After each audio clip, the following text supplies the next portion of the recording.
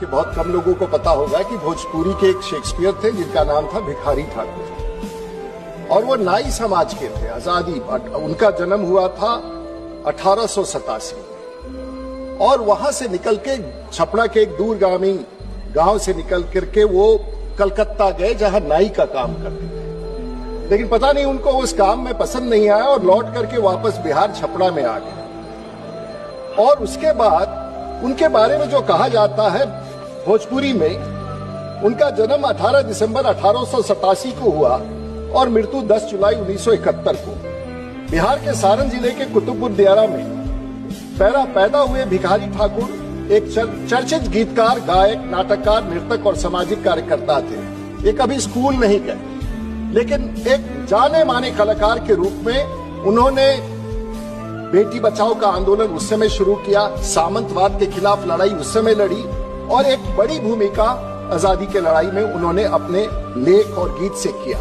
और उनको औपचारिक शिक्षा नहीं था। अपने फन के जरिए लोकप्रियता की बुलंदियों को छूने वाले भिखारी ठाकुर ने करीब 84 वर्ष में उनकी मौत हो गई।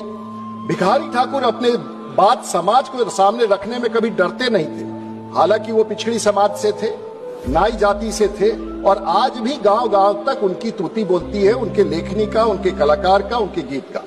उनके नाटक इतने शानदार होते थे मांग बताइए कि उन्हें देखने के लिए भीड़ उमड़ जाती थी, आज नहीं आजादी के पहले।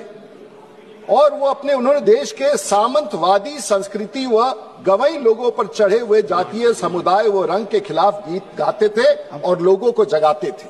तो ये थे हमारे भिखारी ठाकुर। शायद ऐसे लोगों को हम स्मरण नहीं कर पाए, लेकिन मुझे सौभाग्य है, और आप वहां बैठे हैं, कि देश को मैं बताना चाहता हूं कि बिहार का शेक्सपियर, देश का शेक्सपियर, भोजपुरी आवाज से बोलने वाला शेक्सपियर हमारे धरती का था, जिस माटी से मैं जीत के आता हूं। मैं भारत की सरकार से और बाकी लोगों से भी समर्थन मांगूंगा कि ऐसे व्यक्ति जिसके इतिहास है, जो शेक्सपियर हमारे भाषा का, उन्हें सम्मानित किया जाए। सरकार जो भी उचित समझती है, पद्म भूषण, पद्म विभूषण, भारत रत्न, लेकिन निश्चित रूप से मरणोपरांत उपलब्ध कराया जाए, ऐसी मेरी मांग है। लक्ष्मीकांत निषाद जी।